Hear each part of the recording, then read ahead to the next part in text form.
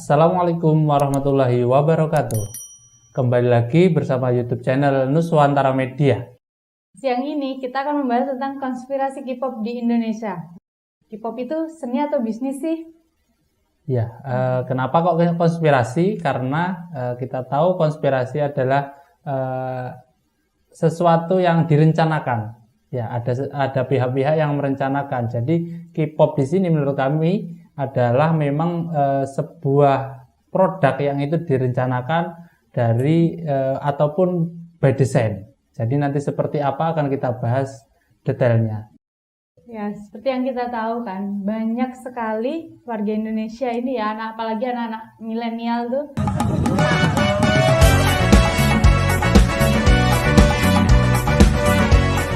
Yang sangat menggilai K-pop. Bahkan sampai mereka itu rela untuk membeli semua staff pernak-pernik K-pop. Pernak-pernik K-pop, rela mengeluarkan banyak uang untuk membeli pernak-pernik K-pop itu yang orisinil ya dari sana. Dan itu nggak murah ya?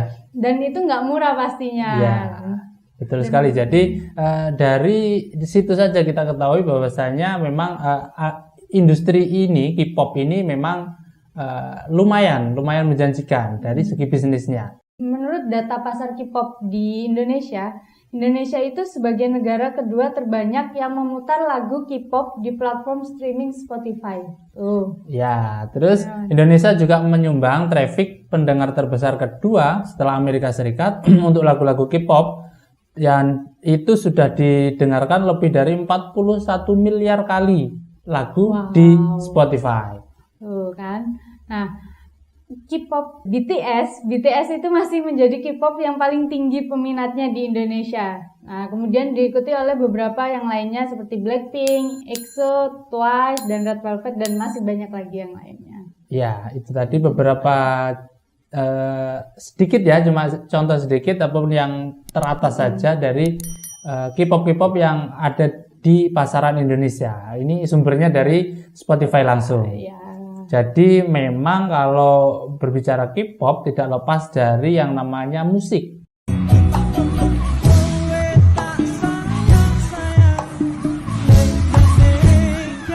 Karena banyak sekali grup-grup musik ataupun biasanya dikatakan boy band ataupun girl band gitu ya. Dan itu memang menyerap sangat banyak sekali penggemarnya, terutama penduduk di Indonesia yang notabene juga penduduknya sangat banyak sekali. Jadi dari pasar situ sendiri bisa menjangkau masyarakat banyak sekali. Ya. Nah, kayak yang kita tahu nih ya, di platform YouTube sendiri aja yang biasa kita lihat ya kan, apalagi selama masa pandemi ini, pasti orang-orang ya di rumah aja yang dilihat YouTube, Instagram. Nah, di situ sendiri di YouTube itu selalu trending teratas. YouTube Indonesia itu pasti ada K-pop. Kayak yang sekarang lagi trending ya, Blackpink dengan single terbarunya itu How You Like That itu. Kalau kita lihat YouTube itu beberapa trending Indonesia itu isinya tentang Blackpink semua. Ya, betul sekali. Disusul di bawahnya juga banyak ya, ada EXO, ada BTS dan lain-lain yang memang kayaknya mereka lagi merilis album untuk tahun ini. Begitu juga euforianya ya, masyarakat Indonesia itu banyaknya sekali cover, banyak sekali yang membuat covernya, apalagi kayak yang kita tahu Blackpink kemarin itu ada Via Valen yang membuat versi dangdutnya.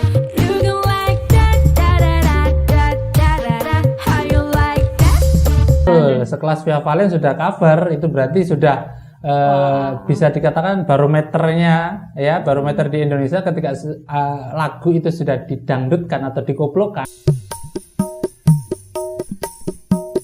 itu berarti memang sudah benar-benar booming. Selanjutnya itu platform yang juga bisa dikatakan bisa menjadi barometer untuk mengetahui seberapa besar euforianya, yaitu ada Twitter. Di Indonesia Twitter juga penggunanya sangat banyak sekali. Kita tahu itu bisa minimal 3 topik, entah itu K-pop atau apa yang jelas Korea itu tentang Korea. Iya, itu pasti atas itu pasti ada minimal 3 di Twitter. Nah, apalagi kalau kita lihat lagi berdasarkan Google Trends 2020, Indonesia itu merupakan urutan ke-6 dengan keyword K-pop. Itu kalau kita ngetik keyword K-pop aja, Indonesia itu ada urutan ke-6. Ya, selain itu juga Indonesia menjadi urutan ke-7 dunia itu dengan keyword Hallyu. Ya, benar ya ini? Ya. Maaf ya kalau ada yang salah sebut dari kita-kita ya. Tadi sumbernya dari Google Trend, 2 keyword, yang pertama K-pop dan Hallyu itu memang juga sangat tinggi sekali algoritma yang ada di Indonesia. Ya, oke. Selanjutnya buat platform e-commerce ini di Indonesia itu banyak yang membuka peluang bisnisnya melalui K-pop. Ya, kayak yang kita tahu banyak brand ambassador kayak mie sedap, ada Siwon ya, mie sedap ya yang Siwon itu. Ya. Terus ada lagi kayak Shopee.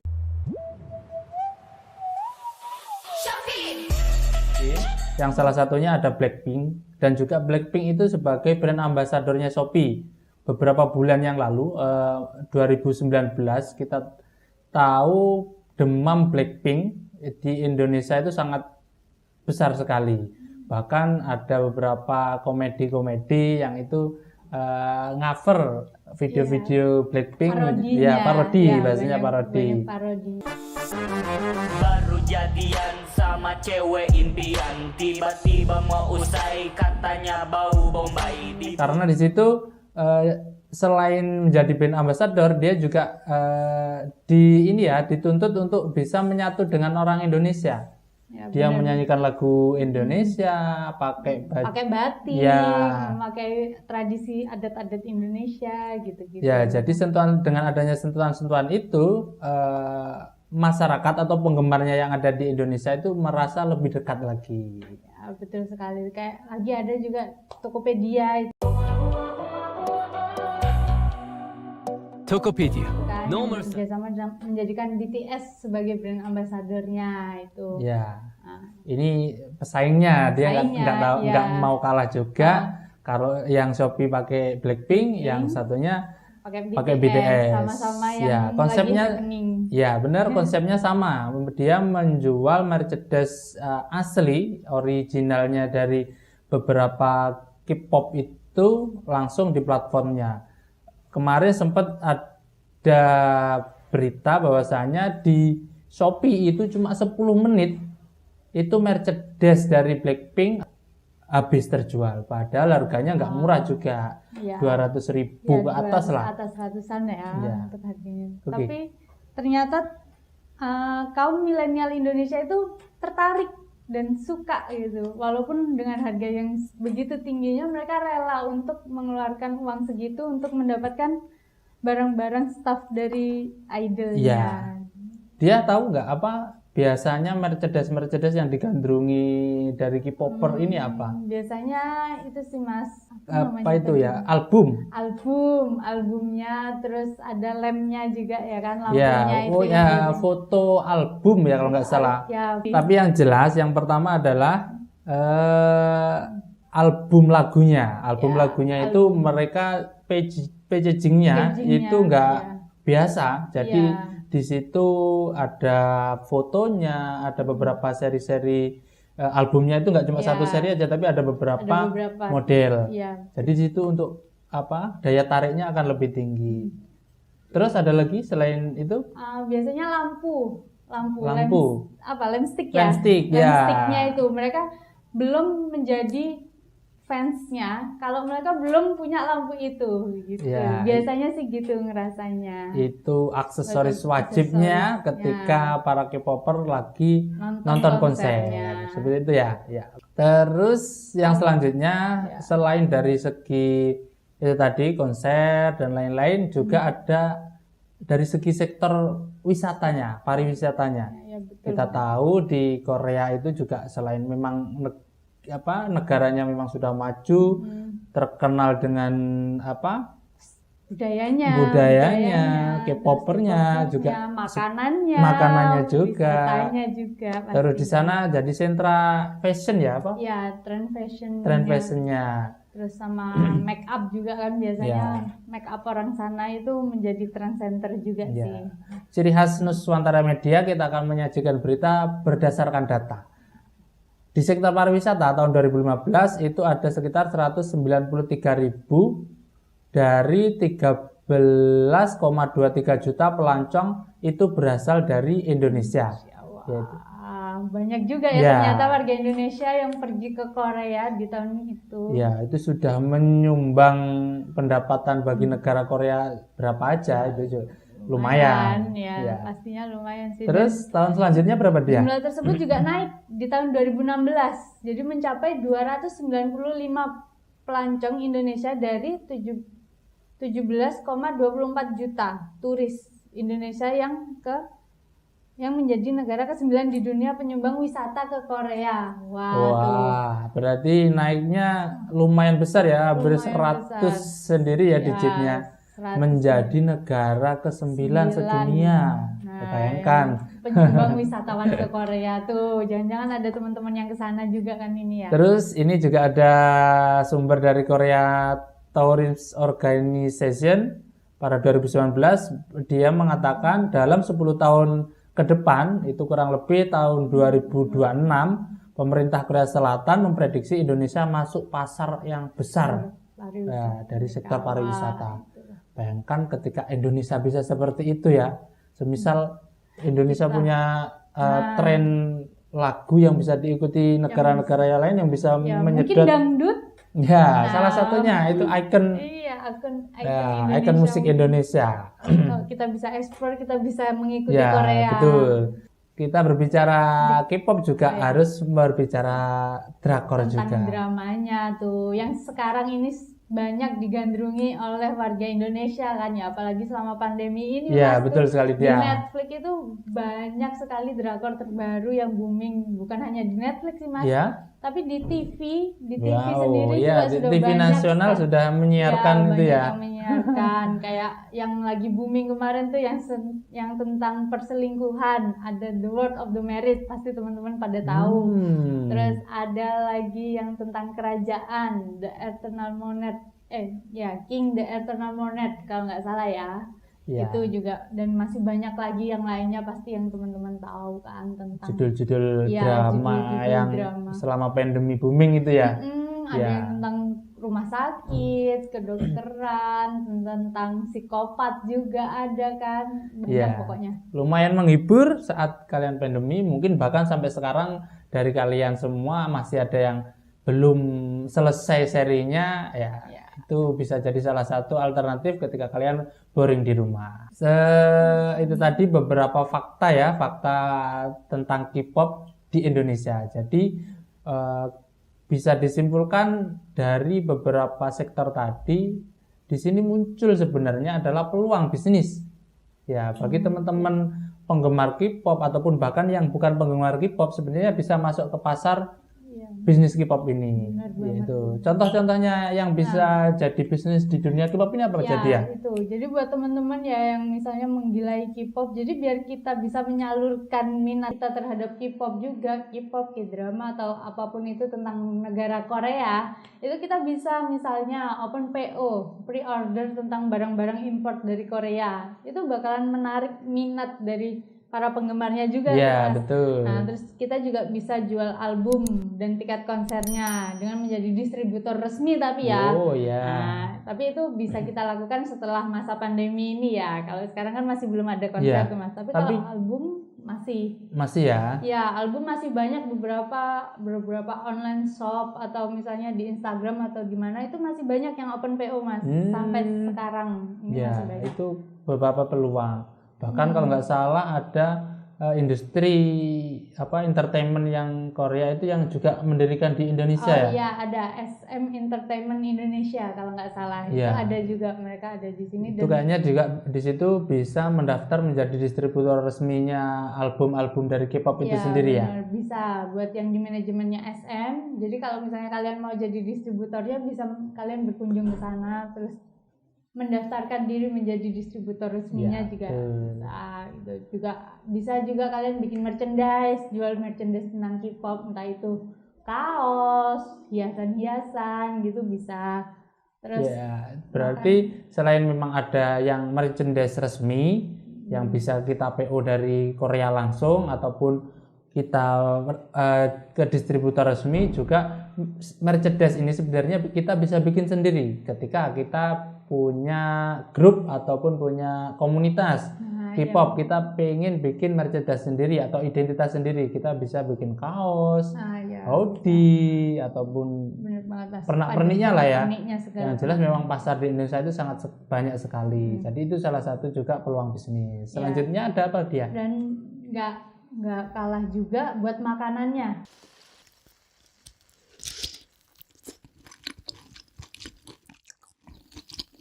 Di Korea itu banyak banget makanan-makanan khasnya yang sekarang ini bisa kalian ekspor di Indonesia. Maksudnya kita bisa, peluang bisnis makanan Korea itu sangat besar loh Mas di Indonesia ini. Soalnya kenapa? Dari mereka para pencinta Korea pastinya, apalagi ke dramanya itu pasti mereka lihat kan, wah lagi makan mie ramen misalnya, lagi makan ya makan jajangmyeon atau makan yang lainnya khas Korea, itu mereka kalau misalnya mereka pingin dan mereka belum bisa pergi ke Korea, mereka bisa dapatkan di sini. Jadi buat teman-teman yang lagi bingung peluang bisnis apa ya, bisa juga makanan khas Korea menjadi peluang bisnis. Mungkin setelah lihat drakornya makan apa jadi kepingin, ya ini bisa jadi salah satu peluangnya. Selain itu ada juga translator bahasa Korea. Kita tahu ada beberapa drakor yang mungkin belum ada translate-nya. Dalam memahami alur film kita juga butuh tahu minimal bahasa-bahasa Korea, ataupun teman-teman yang mungkin ada yang mau pergi ke Korea itu persiapan belajar ya betul. bahasanya. Kadang juga karena teman-teman ini ya terlanjur menggilai Korea, mereka ingin belajar bahasa Korea walaupun mereka mungkin ya nggak tahu kapan perginya, atau mereka tidak menjadi translator, tapi menjadi kepuasan tersendiri bisa bahasa Korea gitu. Betul ya, karena ya kalau memang penggemar sejati K-pop ya pasti dia kalau mau komunikasi sama yang digemari itu kan juga harus bahasa Korea, karena memang dari negara Korea sendiri tidak mewajibkan para K-popper ini untuk tahu bahasa Inggris. Jadi memang salah satu identitas. Jadi memang dia ada misi untuk negaranya sendiri. Jadi bahasa Korea pengen dikenalkan ke negara lain. Salah satu ini juga bisa menjadi salah satu peluang. Kayak Sarangheo.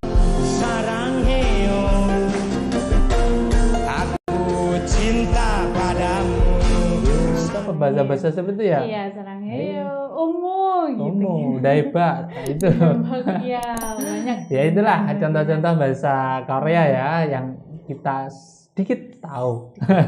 Sedikit aja. Ya, yang selanjutnya ada tour agent atau pemandu wisata bagi teman-teman yang ada di Korea. Jadi teman-teman yang mungkin kuliah di Korea atau sedang kerja di sana, ada sampingan juga bisa menjadi ini pemandu wisata. Ataupun yang memang di Indonesia yang punya tour agent bisa salah satu destinasi tujuannya bisa salah satunya ke Korea dengan berbagai tawaran wisatanya di sana ya pastinya. Langsung ke kantor entertainmentnya bisa, ataupun siapa tahu ya jangan ketemu idolanya di sana, walaupun itu nggak mudah ya.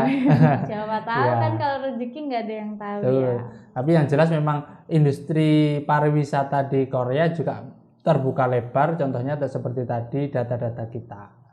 Ya betul banget Mas. Mungkin itu ya. Mungkin itu beberapa tadi ada fakta-fakta tentang konspirasi K-pop di Indonesia dan juga yang peluang bisnis ya. Kita bisa melihat peluang bisnis apa yang bisa kita bangun ya kan dengan mengadakan K-pop itu. Ya, jadi sebenarnya K-pop ini bisnis atau seni atau bisnis, entertain atau bisnis, yang jelas memang ini semua by design. Ini ada konspirasinya dirancang. Yang jelas ini semua sudah diatur sedemikian rupa sampai akhirnya mereka bisa sampai seperti ini, bisa meracuni kita semua warga Indonesia. Iya, disadari atau tidak, warga Indonesia yang sampai saat ini menggilai sekali dengan K-pop ini ya, ini adalah memang salah satu trik dari negara Korea untuk memperkenalkan budaya ataupun negara Korea itu Betul sendiri. banget. Ya. Mungkin cukup itu ya. Ya, mungkin Ya. cukup sekian dulu pembahasan kita tentang K-pop yang hari ini ya. Mungkin nanti kalau misalnya ada salah kata dari kita mohon dimaafin karena kita juga ya sedikit banyak belajar lah Ya, tentang betul. K-pop di Indonesia ini. Ya. Jangan lupa subscribe channel Nuswantara Media. Jangan lupa juga tombol belnya dinyalakan. Habis itu komen tentang K-pop yang yang mungkin siapa ada sih idol kalian Ya. tentang idol kalian atau Ya. tentang apa yang kalian ketahui tentang Korea. Betul, bisa sharing-sharing di bisa kolom kita komentar. Sharing dibahas ini. Ya, oke. Sekian dari kami. Assalamualaikum warahmatullahi wabarakatuh.